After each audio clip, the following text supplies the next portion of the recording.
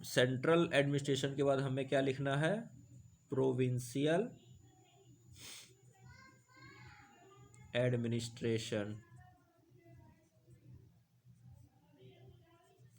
हाँ, तो इसमें अब एक्सप्लेनेशन करवाऊँ तो लिख लीजिए। तो क्या था? सूबा था, सूबा मतलब प्रोविंस, ये था। और इसका हेड जो था वो था सूबेदार यानी कि गवर्नर, ये लिखवाया था। सूबा के नीचे क्या था? सरकार, सरकार के नीचे क्या था? परगना, और परगना के नीचे क्या था? विलेज। सबसे छोटी यूनिट क्या थी एडमिनिस्ट्रेशन की? वो थी विलेज, जो आज भी है। ठीक है, तो अब इसका एक्सप्लेनेशन लिखते हैं। तो सूबा, सूबा क्या था और इसमें कैसे सूबेदार काम क्या करता था, उसका रोल क्या था, क्या उसकी लिमिट थी। ठीक है, तो ये तो मैंने बता दिया कि पूरा का पूरा जैसे ये एम्पायर हुआ तो उसके ये जो टुकड़े हो गए ये क्या हो गए? ये सब सूबा हो गया। ये क्या हो गए? सूबा हो गए। तो ऐसे करके कितने? 15 सूबों में, पूरा अकबर के टाइम पर 15 सूबों में मुगल अंपायर डिवाइडेड था। तो लिखिएगा, हेड ऑफ सूबा वाज सूबेदार, यानी कि इसको कहा जाए तो प्रोविंशियल गवर्नर, इसको कहा जाए प्रोविंशियल गवर्नर। नेक्स्ट लिखिएगा, तो सूबेदार के बारे में लिखिए, डायरेक्टली अपॉइंटेड बाय एम्परर। तो राजा अपने खास लोगों को बनाता था। कई मैक्सिमम तो क्या होता था, अपने परिवार के लोगों को ही बनाया जाता था। ठीक है, नहीं तो काफ़ी होने को तो बहुत है, लेकिन फिर भी काफ़ी पावर था इसके पास। ठीक है, तो लिखिएगा, responsible responsible for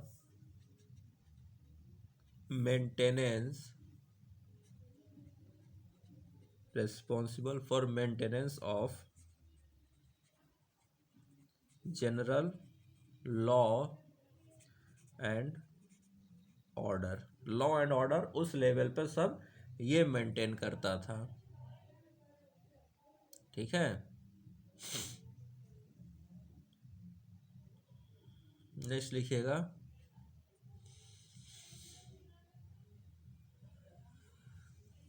next point लिखिएगा,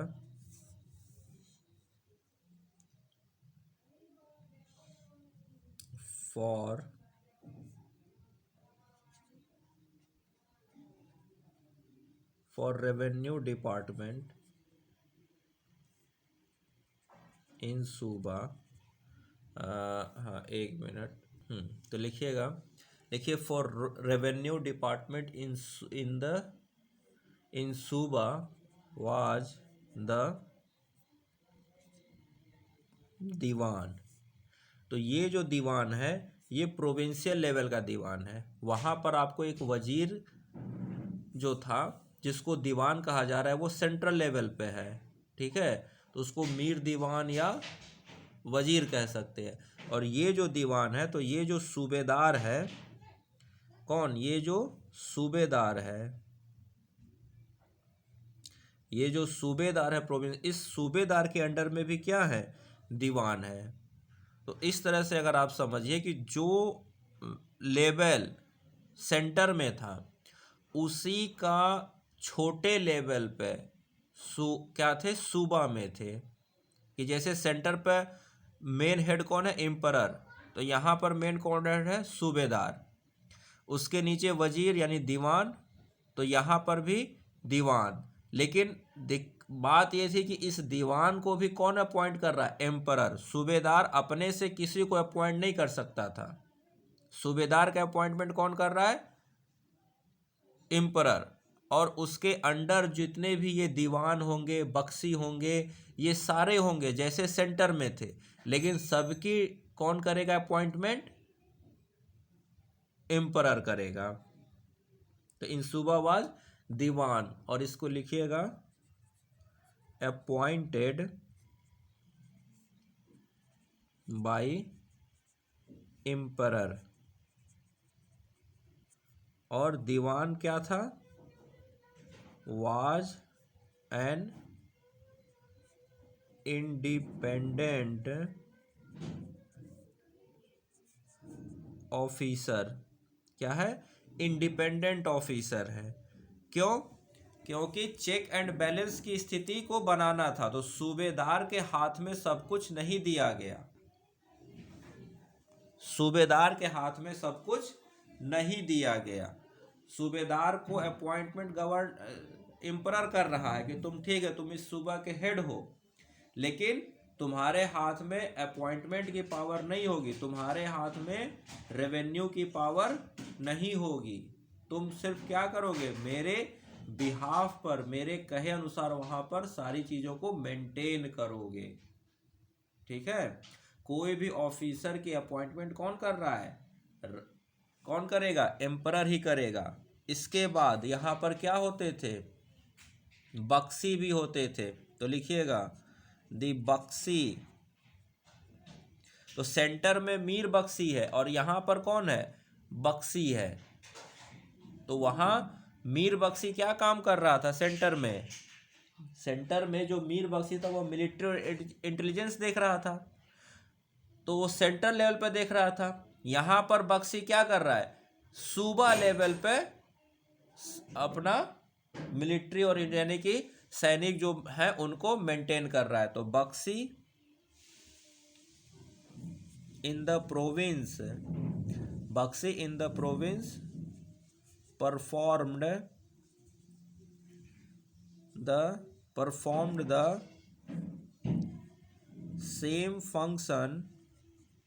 the same function as by Mir Bakshi at the center, Mir Bakshi at the center. ठीक है? Same function as by Mir Bakshi in the at the center. तो सेंटर में जो मीर बख्शी है वो काम प्रोविंस में कौन कर रहा है? बख्शी कर रहा है। तो वही चीज़ है, तो एक पोस्ट नीचे हो गया, ये वो सेंटर वाला मीर बख्शी है, तो ये क्या है? सिर्फ बख्शी है। ठीक है? नेक्स्ट लिखिएगा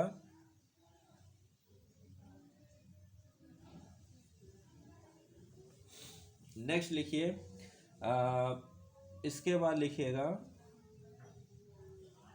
नेक्स्ट पॉइंट लिखिएगा सूबेदार was also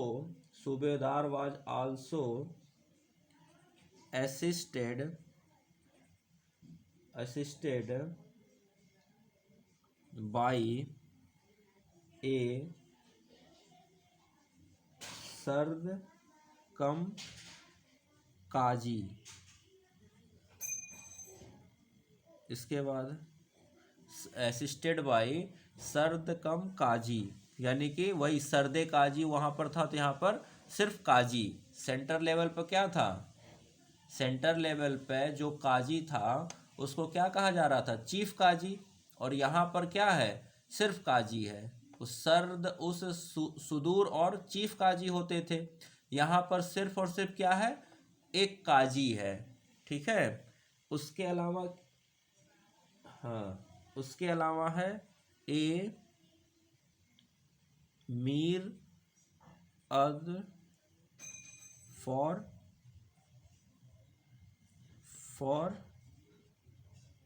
justice A Kotwal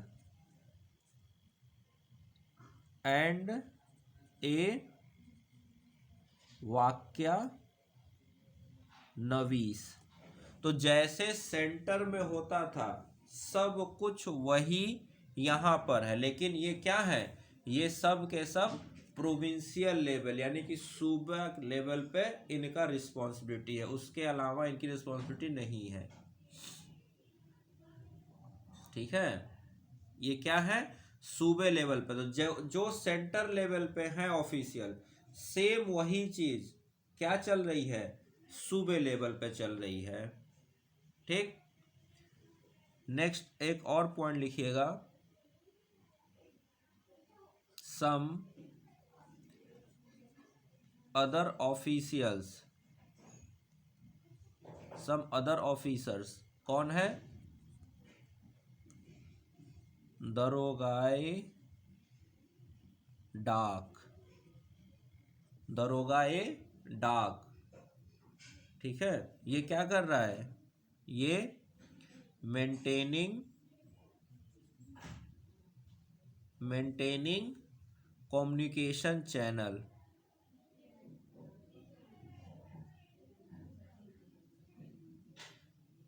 maintaining communication channel. ठीक है, तो इस तरह से मतलब जो आपको सेंटर में बताया गया है वही सब कुछ क्या हो रहा है, सेंटर लेवल, सॉरी सूबा लेवल पे हो रहा है। वही ऑफिसर सब कुछ उसी तरह से है, बस एक एक पोस्ट कम है सूबे लेवल पे। यानी सूबेदार भी अपना दरबार लगा रहा है और सूबे लेवल पे भी उसी तरह के ऑफिशियल्स हैं जो उसी तरह के काम करके दे रहे हैं, और हर एक सूबा का इकट्ठा होकर कहाँ पहुंच गया, सेंटर लेवल पे पहुंच गया। जैसे हर एक स्टेट की अपनी क्या होती है, अपने फाइनेंस मिनिस्टर होते हैं, अपने सीएम हैं, अपने क्या कहते हैं ये होम मिनिस्टर है, सब स्टेट के पास होते हैं। उसी तरह से प्रोविंसेस के पास भी सारे मिनिस्टर हैं, और वो क्या कर रहे हैं, वो सब वही काम कर रहे हैं जो सेंटर पे एक मिनिस्टर कर रहा था। ये हो गया सूबे का काम। ठीक है, सूबे के बाद आते हैं किसका, सरकार। सूबे से छोटा क्या था, सरकार। तो अब सरकार के बारे में लिखते हैं। नेक्स्ट लिखिए सरकार। तो सूबा, सूबा से छोटा डिवीजन क्या हो गया, सरकार। तो लिखिए एट सरकार लेवल क्या है, two important functionaries, two important functionaries कौन कौन से, एक है फौजदार और दूसरा है अमाल गुजार।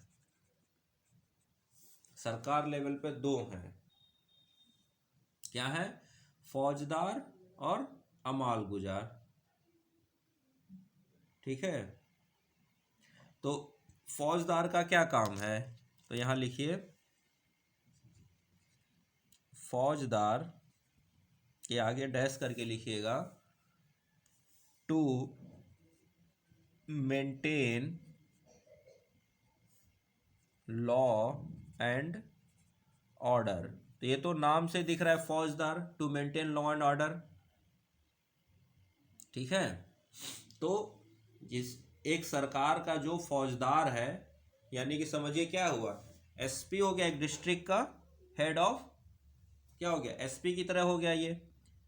ठीक है, तो ये क्या कर रहा है, ये वहाँ के अपने पूरे सरकार के एरिया का क्या है, हर किसी की लाइफ की जुडिक्शन, मतलब अपने जुडिक्शन के हर तरह के लॉ एंड ऑर्डर को ये मेंटेन कर रहा है। ठीक है, और दूसरा कौन है, अमाल गुजार, सॉरी, इसी अमाल गुजार को क्या कहा जाता था, आमील। अमाल गुजार को आमील। और ये क्या कर रहा है, रेवेन्यू कलेक्टर। क्या है ये, रेवेन्यू कलेक्टर, रेवेन्यू कलेक्टर है ये। ठीक है, तो अमाल गुजार का क्या काम है, जिसको आमिल यानी क्या कर रहा है, रेवेन्यू कलेक्शन कर रहा है। तो रेवेन्यू कलेक्शन साथ सारे रिकॉर्ड भी मेंटेन यही करेगा, ठीक है ना। तो कितना क्या हो रहा है, लैंड में कल्टीवेशन कितना है, कितना और इंक्रीज करना है, क्या उसमें करना, ये सारा काम कौन करेगा, अमाल गुजार देखेगा, ठीक है। अमाल गुजार के बाद अब इसके नीचे का लेवल क्या है, तो अमाल गुजार के बाद आएगा आपको परगना, यानी सॉरी सरकार। सरकार के नीचे कौन सा लेवल है, परगना का लेवल है। कौन है, परगना। अब परगना पर कौन है, तो लिखिएगा परगना पर है सिकदार। कौन है, सिकदार। तो सिकदार से आपको याद आ रहा होगा कहाँ पर, शेरशाह सूरी के एडमिनिस्ट्रेशन में सरकार के लेवल पे चीफ सिकदार और परगना लेवल पे सिकदार। लेकिन यहाँ सरकार के लेवल पे फौजदार और अमाल गुजार, चीफ सिकदार नहीं है, लेकिन परगना लेवल पे सिकदार है। अगर थोड़ा सा आप शेरशाह सूरी के एडमिनिस्ट्रेशन जो मैंने बताया वहाँ से मैच कराओगे तो आपको ये चीज़ दिखाई देगी। तो सिकदार वहाँ पर भी परगना लेवल पे था। और ये क्या है, एग्जीक्यूटिव ऑफिसर। क्या है, एग्जीक्यूटिव ऑफिसर। और साथ में क्या कर रहा है, लिखिएगा, ही assisted the Aamil. He assisted the आमिल। आमिल मतलब कौन, अमल गुजार। कहाँ का, सरकार का जो अमल गुजार है उसको ये असिस्ट कर रहा है। तो ही assisted the Aamil in the task of revenue collection. In task of revenue collection, यानी कि जब सरकार, यानी कि अमल गुजार, जो अमल गुजार है वो परगना लेवल पे आएगा कि भैया बताओ कितना टैक्स आया, कितना रेवेन्यू कलेक्ट हुआ, सब क्या हुआ, तो उसके लिए कौन है, वो सिकदार, वो सारा काम करके देगा उसको। किसको, अमल गुजार को। कौन देगा, सिकदार देगा। तो सिकदार क्या है, अमल गुजार का रिप्रेजेंटेटिव है, यानी कि उसका ऑफिसर है परगना लेवल पे, ठीक है। सिकदार के अलावा और कौन से ऑफिसर है, तो एक ऑफिसर जिसको कहा जाएगा कानून गो। कानून गो। अब ये कानून गो आपको कहाँ पर, शेरशाह सूरी के अंपायर में भी दिखेगा। ये कानून गो क्या कर रहा है, लिखिएगा, केप्ट, लिखिए कानून go kept all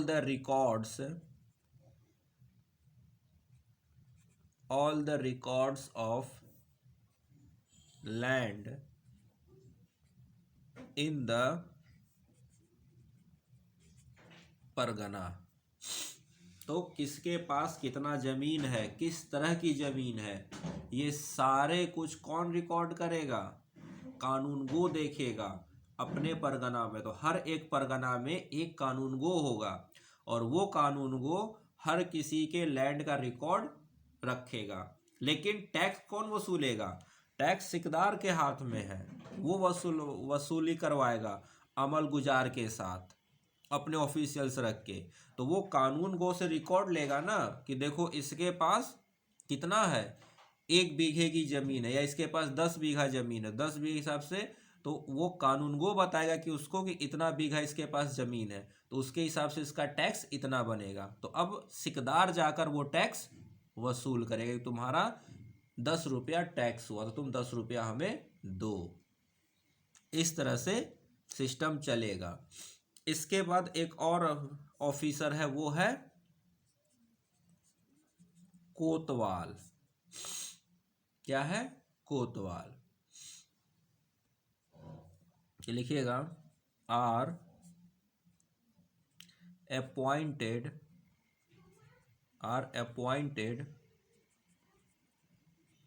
mainly in towns by the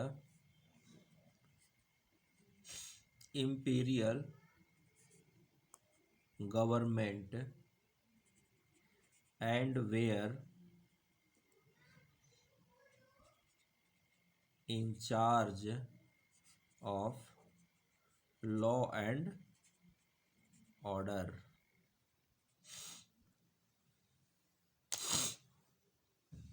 तो कोतवाल यानी कि ये क्या है, ये जो सरकार का फौजदार है। तो सरकार जो फौजदार है वो अपने अब एक सरकार के अंदर में कई परगना, अब हर परगना में क्या होंगे, सिटी लेवल पे जो शहर होंगे, गांव में नहीं, गांव अपना अलग है। सिर्फ शहरों के में क्या करेगा, लॉ एंड मेंटेन करने के लिए वो क्या करेगा, कोतवाल अपॉइंट करेगा। गांव में नहीं कोतवाल होंगे। कोतवाल का ये हमेशा याद रखिएगा, law and order at pargana level but in cities only, केवल शहरों में, गांव में नहीं। गांव का जो एडमिनिस्ट्रेशन है वो क्या है, वो बिल्कुल इंडिपेंडेंट है। तो एक परगना, जैसे मान लीजिए अगर आपका जो डिस्ट्रिक्ट है, डिस्ट्रिक्ट में, एक डिस्ट्रिक्ट में क्या होता है, एक शहर है और कई ढेर सारे गांव हैं। तो जो शहर का इंचार्ज यानी कि म्युनिसिपल कॉर्पोरेशन कह लीजिए, वो क्या है, या वहां पर जो एसपी है, जो उस शहर का क्या है, सिटी एसपी है, वो कोतवाल हो गया। सिटी एसपी क्या हो गया, कोतवाल हो गया। लेकिन गांव में उसका अभी कुछ लेना देना नहीं है। गांव का जो एडमिनिस्ट्रेशन है वो बिल्कुल अलग होगा, थोड़ा सा इंडिपेंडेंट होगा। ठीक है। तो हमने क्या देखा, सूबा देखा, सूबा सरकार देखा, सरकार के नीचे क्या है, परगना। परगना में 3 ऑफिसर है, सिकदार, कानून को, कोतवाल, तीनों का 3 काम। सिकदार एग्जीक्यूटिव ऑफिसर रेवेन्यू कलेक्शन का काम करवा रहा है, कानून को लैंड रिकॉर्ड रख रहा है, कोतवाल सिटी का लॉ एंड ऑर्डर रख रहा है। अब आते हैं परगना के अंडर में कई ढेर सारे विलेज। तो विलेज में क्या हो रहा है, अब देखते हैं विलेज में क्या हो रहा है। तो ये रब कर दूं, अब लिखिए नेक्स्ट, विलेज। विलेज लेवल पे क्या है, तो लिखिएगा मुकद्दम। क्या है, मुकद्दम। मुकद्दम क्या है, तो लिखिएगा विलेज हेडमैन। नेक्स्ट क्या है, पटवारी। पटवारी क्या कर रहा है, looked after the village revenue records. Sorry. तो विलेज लेवल पर रेवेन्यू रिकॉर्ड्स कौन मेंटेन कर रहा है, पटवारी कर रहा है। नेक्स्ट पॉइंट लिखिएगा, for maintaining, for maintaining law and order, पटवारी जो है वो रेवेन्यू रिकॉर्ड मेंटेन कर रहा है। और for maintaining law and order at village level, zamindars where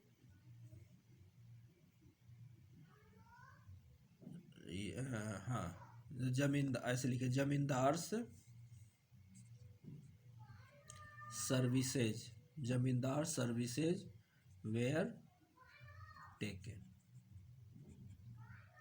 तो जमींदार्स को कहा जाता था कि आप गांव, तो है एक गांव में एक जमींदार, तो वही वहां पर क्या करता था, पूरा लॉ एंड ऑर्डर का मेंटेनेंस वही देखता था। उसी को कहा जाता है कि आप लॉ एंड ऑर्डर को संभाल लीजिए। ठीक है। तो मेन जो सरकारी ऑफिशियल्स होते वो कौन होते थे, मुकद्दम और पटवारी हुआ करते थे, क्या, गांव के लेवल पे। ठीक है।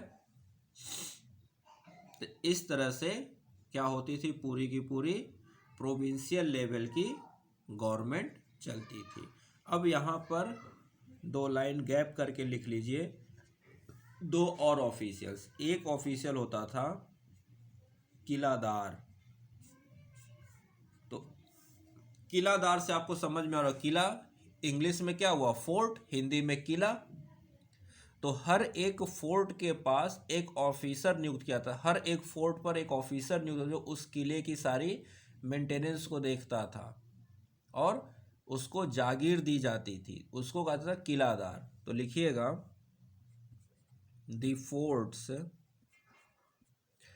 Forts were placed the forts were placed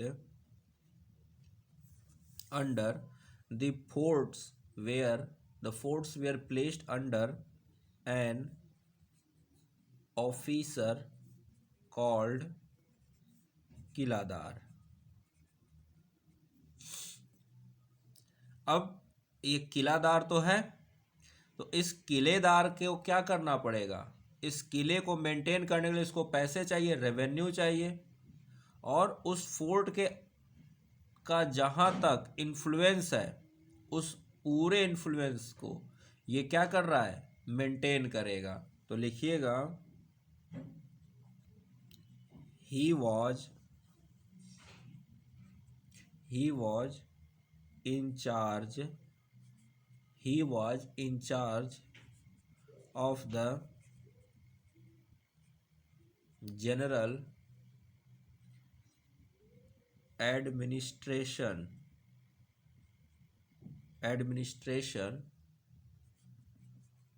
of the fort। पहला general administration of the fort. Next लिखिएगा हाँ इसी में चाहे तो लिखिएगा and areas assigned in jagir to him. तो उसको कुछ एरिया दे दिया जाता था कि जैसे मान लीजिए ये एक क्या है, सूबा है। अब सूबे में यहाँ पर एक क्या हो गया, किला है। सूबे में यहाँ पर एक किला है, तो इस किले ये जो किला है ये सूबेदार के अंडर में नहीं रहेगा।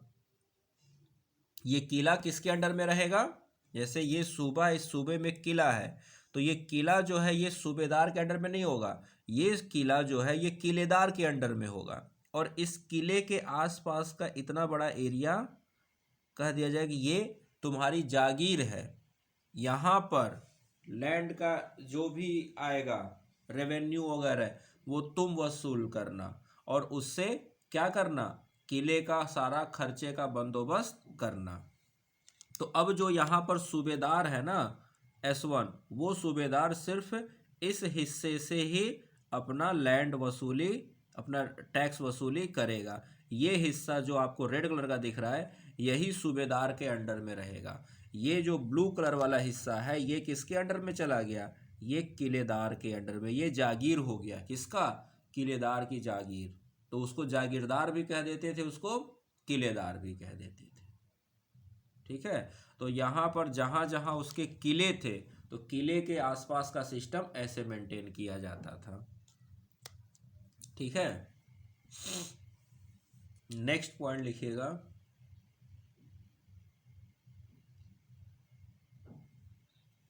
लिखिएगा एक और पोस्ट होती थी, लिखिए एक पोस्ट होती थी मुतासदी। ये क्या है, लिखिएगा गवर्नर ऑफ द पोर्ट। तो हर एक पोर्ट का एक एक हेड होता था, गवर्नर होता था, और ये इसको अपॉइंट कौन करता था, लिखिएगा डायरेक्टली अपॉइंटेड बाय एम्परर। तो इससे आप समझ सकते हो कि पोर्ट का की महत्व, पोर्ट का इम्पोर्टेंस कितना ज़्यादा था, क्योंकि भाई यहीं से क्या हो रहा है, सारा व्यापार हो रहा है। अब अगर उसमें कहीं दिक्कत हो गई तो वो क्या होगा, नुकसान किसको होगा, पूरे राज्य को होगा, पूरे एम्पायर को होगा। इसी वजह से यहाँ पर अपने खास लोगों को एम्परर क्या करता था, पोर्ट का गवर्नर अपॉइंट करता था, जिसको मुतासदी कहा जाता था। और इसका काम क्या होता था, तो लिखिएगा, मुतासदी सुदी, मुतासदी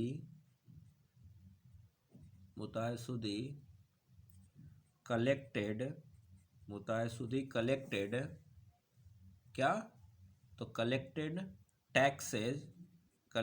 taxes on merchandise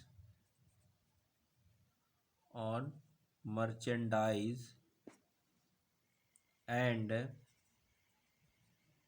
maintained a custom house. तो मर्चेंट से जो भी टैक्स वगैरह लेना है, कस्टम ड्यूटी लेना है, वो सब कौन देखता था, मुतासदी देखता था। ये दोनों किलेदार और मुतासदी डायरेक्ट एम्परर के कंट्रोल में होते थे, ये दोनों। अब जैसे कोई सूबा है, अब बंगाल सूबा है, बंगाल सूबा के सूबे में पोर्ट तो होगा, तो लेकिन उस पोर्ट का हेड बंगाल का सूबेदार नहीं होगा, उस पोर्ट का हेड मुतसदी होगा, जिसको खुद एम्परर अपॉइंट करेगा और डायरेक्ट किसको अपना रिकॉर्ड देगा, और डायरेक्ट वो किसको रिप्रेजेंट करेगा, वो डायरेक्ट एम्परर के अंडर में होगा, वो सूबेदार के अंडर में बिल्कुल नहीं होगा। किलेदार किसके, सूबेदार के अंडर में बिल्कुल नहीं होगा। इसीलिए जब भी जैसे कोई मान लीजिए अटैक किया, उसने ये किला जीत लिया, तो वो अगर किला जीत लिया तो क्या हो गया, ये फोर्ट का ये एरिया जीता, ये एरिया अभी उसके अंडर में नहीं होता था। तभी तो होता था किला जीतते थे लेकिन पूरा एरिया नहीं जीत पाते थे। ठीक है, तो इस तरह से चीज़ें चलती थी। तो यहाँ हमने अकबर के टाइम का एडमिनिस्ट्रेशन सेंट्रल एंड प्रोविंशियल, साथ में लोकल, सब हमने देख लिया। तो इस तरह से उसने अपने ऑफिसर्स बनाए थे और हर जगह क्या था, उसका चेक एंड बैलेंस की थ्योरी बहुत अच्छे से उसने अपनाई। जहाँ पर भी इम्पोर्टेंट पोस्ट थे, जहाँ रेवेन्यू और सिक्योरिटी की थी, वो सब क्या था, वो सब एम्परर के कंट्रोल में रहा। कुछ चीज़ें उसने क्या किया, सूबेदार वगैरह बाकी तो बनाया, लेकिन वहाँ पर भी उसने क्या किया, चेक एंड बैलेंस रखा। जिसके हाथ में रेवेन्यू का रिकॉर्ड दिया, उसके हाथ में फाइनेंस नहीं दिया। रेवेन्यू टैक्स कलेक्शन कोई और कर रहा है, रिकॉर्ड कोई और मेंटेन कर रहा है। इससे क्या हो रहा है, चेक एंड बैलेंस बन रहा है। देखिए ये बातें मैंने आपको शेर शाह सूरी में बताई थी, और शेर शाह सूरी का मैंने क्या कहा, इंस्पायर्ड था मुगल का एडमिनिस्ट्रेशन, यानी कि अकबर का एडमिनिस्ट्रेशन क्या था, शेर शाह सूरी के द्वारा बहुत पूरी तरह से क्या था, इंस्पायर्ड था। तो इस तरह से हमने देखा सेंट्रल और प्रोविंशियल लेवल का एडमिनिस्ट्रेशन। अब आपको क्या करना है, इसका शॉर्ट नोट बनाना है। ठीक है, मैं तो आपका इसका शॉर्ट नोट बनाकर दे दूंगा, यहाँ आपको एक्सप्लेन किया गया है, लेकिन थोड़ा आप मेहनत करोगे तो आपको क्या होगा, उसका फ़ायदा मिलेगा कि आप बार बार एक दो बार जब इसको पढ़ोगे ना, तो जो थोड़ा बहुत चीज़ें आपको अगर डाउट समझ में आएगा तो क्लियर हो जाएगा, नहीं तो आप उसको पूछ लेना। ठीक है, तो इसका एक बार शॉर्ट नोट आप बनाने की कोशिश करना, बाद में फिर आप मुझसे डाउट आपका अपने आप क्लियर हो जाएगा। अगर कोई दिक्कत आए तो फिर आप उससे पूछ लीजिएगा। ठीक है, नहीं तो जैसे मैंने लिस्टिंग आपको बता दी थी अकबर के कॉन्क्वेस्ट की, वैसे मैं इसकी भी आपको एक क्या करूँगा, शॉर्ट नोट आपको बना सकता हूँ, लेकिन पहले आप एक बार खुद से कोशिश करो। ठीक है, उसके बाद अगर नहीं हो तो आप फिर मुझसे पूछो। ठीक है, तो इस तरह से हमने अकबर का एडमिनिस्ट्रेशन देखा। अब अकबर का क्या है, हम देखेंगे रेवेन्यू, लैंड एडमिनिस्ट्रेशन, यानी कि लैंड को कैसे इसने, लैंड रेवेन्यू टैक्सेशन, लैंड का कैसे इसने सुविधा, मतलब लैंड में क्या क्या सुधार किए, और फिर उसमें कैसे कैसे ये टैक्स लेता था, किस तरह के टैक्स लेता था, वो सारी चीज़ें हम लोग अब इसका देखेंगे नेक्स्ट। ठीक है।